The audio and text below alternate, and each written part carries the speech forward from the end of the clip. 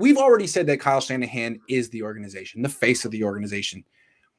But I question his natural leadership ability, and I think he's very smart to surround himself with natural leaders. D'Amico Ryans, Robert Saleh. I mean, it's obvious that there's a yin and yang there that works. So my question is, in your opinion, and if it's Kyle, you can say it's Kyle. Who is the leader of this franchise? Is it Jed? Is it John? Is it Kyle? Is it a player? It's Fred Warner. It so 100% is Fred Warner. I'm glad we got to there. We didn't even talk about that. I was just asking. It's Fred. No, it's Fred. And when he sat there with Kittle and they were talking, you can tell Fred, and he leads with action. Yes. That's the thing about it. Yes. Didn't complain one bit about not having a contract. Took every single rep in OTAs like you were talking about. He could have been one of those guys that said, I'm going to go work off on the sideline. And no, he leads by example. When he talks, the team moves. When he talks, the fan base moves. And his play is what really is indicative of that. He works his ass off, and nobody can outwork Fred. It's Fred Warner. It is Fred Warner. How many Fred Warner jerseys did you buy after the state of the franchise yesterday, Grant?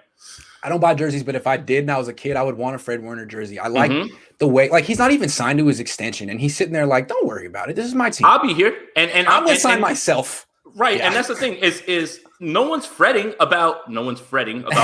He's a cornerstone franchise player, and he knows it, and this fan base knows it. So I bought his jersey last night. Nice. I did because I know he's gonna be here. Last night, I had to. And I bought it because I understand that he's going to be here, and he is the absolute 100% leader. Quiet leader, says all the right things, does everything right on the field. Kyle Shanahan is the leader of this team when it comes to talking football. We've spoken with players, and they always say when he walks in the room, everybody shuts up and they look and they talk, and that's great and all. But there's something about a peer who does everything that you need to see be done, right? He doesn't rip people on the sideline or anything like that. He just goes about his business, and he leads by example. And when other players are heaping praise on Fred Warner in that way, Aaron Rodgers called him the best in the game. That is high praise, especially because Aaron Rodgers is at the top of his level.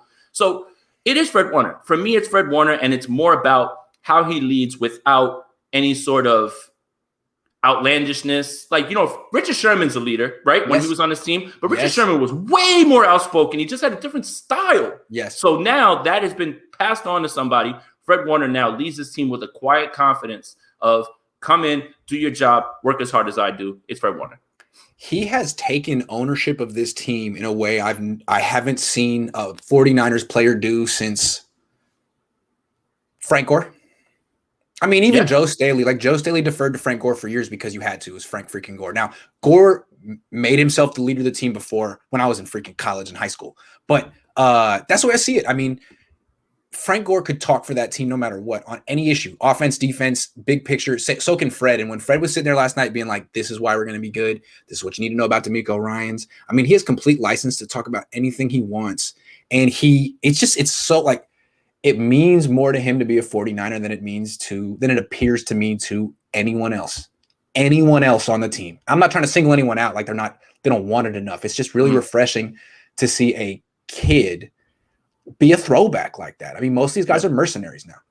And he's so humble about it. Yeah. That's the thing. It's never, I'm better than you. It's always follow me, guys, and not follow me because I know what's best, but just follow me because I'm going to be working harder than anybody in this building. And it shows, it comes through whenever you hear him speak. A lot of guys could take, and you know what? A lot of guys have changed. And that's what's funny about this team. Jimmy Ward is evolving now into one of these vocal leaders. And I love it because Jimmy Ward is kind of taking he's like the Kittle of the defense, man. Right. Exactly. Exactly. Yes. I like it. He kind of, he had to sit and take a lot of crap from fans, the beat writers, everything. And I think now it's so weird how everybody's NFL experience and journey is different. In year 7 for him, is it 6 or 7 or one of those years?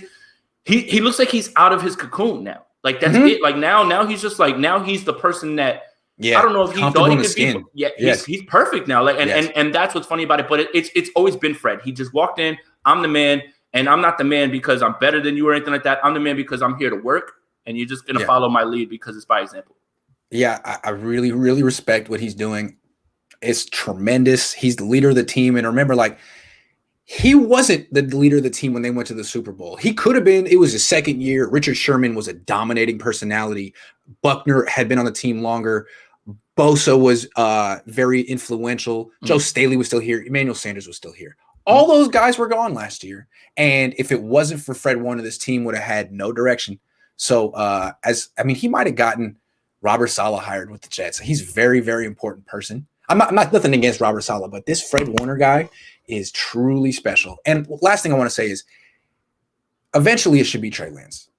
Usually you want the franchise quarterback to be the leader of the team, but Jimmy Garoppolo isn't that guy. He's just not that kind of personality, and there was a vacuum.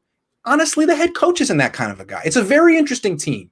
They have a quarterback who wins, a head coach who wins, but the leadership comes from different places a lot of the times, and it was from Saleh to an extent, and I think from Fred Warner is even more of a leader than Robert Saleh. He is such an alpha personality, and we saw it last night.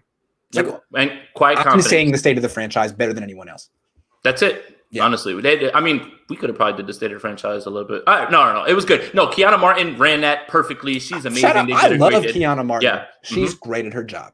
Does a good job. I wasn't trying to knock them. It's just when the team sets up a media event like that without any real interviews, that's what it's going to be. I'm not knocking the people asking the questions.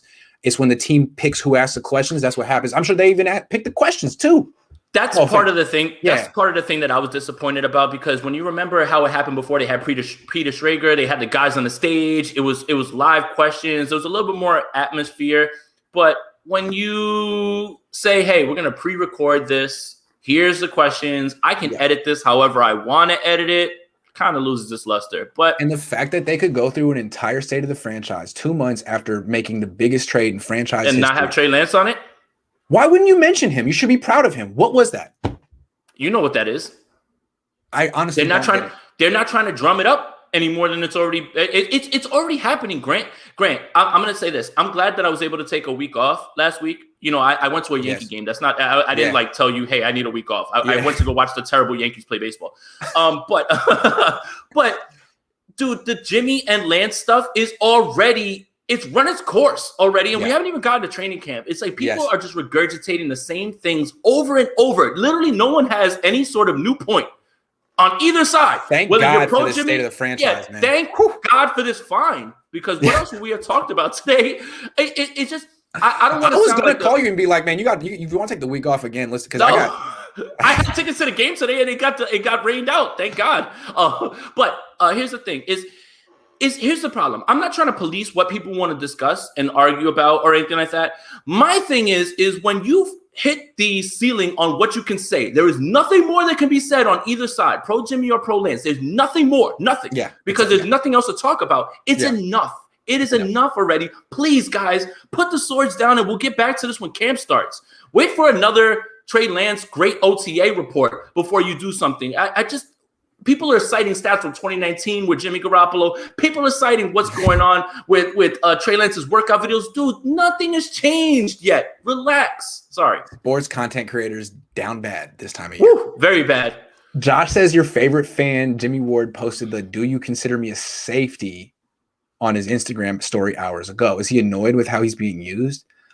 No, I think he's annoyed with how he's perceived, right? Right, that's it. That's exactly it. I think he's trying to change the narrative on what he's because he's a Swiss Army knife, and he always has been. Remember, he bounced from nickel corner to safety to now. I think people. It's so funny. Again, I don't know if we talked about this before, but Jimmy Ward's perception has completely changed amongst 49ers fans. He was one of the most disliked 49ers because of injury concerns and things like that. But now, because people have been woken up to him covering tight ends and him playing in the box and doing everything else, now all of a sudden 49er fans love Jimmy Ward. It's so weird to me. He kind of had the Grant Cohn shift really quickly. You and him are parallel. And I think that's why he talked about what he talked about when he brought you up, because I don't know of a rebrand that was more strong than Jimmy Ward or yourself. I mean, the only other person I could think of that rebranded themselves in all of sports to be somewhat like, not you, I'm just talking about Alex Rodriguez, aren't you? Yes, A-Rod. A-Rod. I never took steroids. Everyone hated A-Rod. Once he got on TV, everybody was like, oh, look, this guy's really kind of smart and he's all right. Yeah. So I'm not saying that that's you. I'm just saying that he had one of the best rebrands, and also Jennifer Lopez has something to do with that. But that's true. That has nothing to do with the 49ers. Jimmy, come on my show. I'm trying to interview you. Don't have Twitter. I don't know how to reach out to you. I'm going to call your agent, but I know you're watching. Come on my show. Grant, make an IG, and he's on IG, and send that DM, man. Shoot your shot. Shoot a shoot. I'm gonna shoot my shot. No, I'm just gonna call his agent. Are you kidding me? There you go.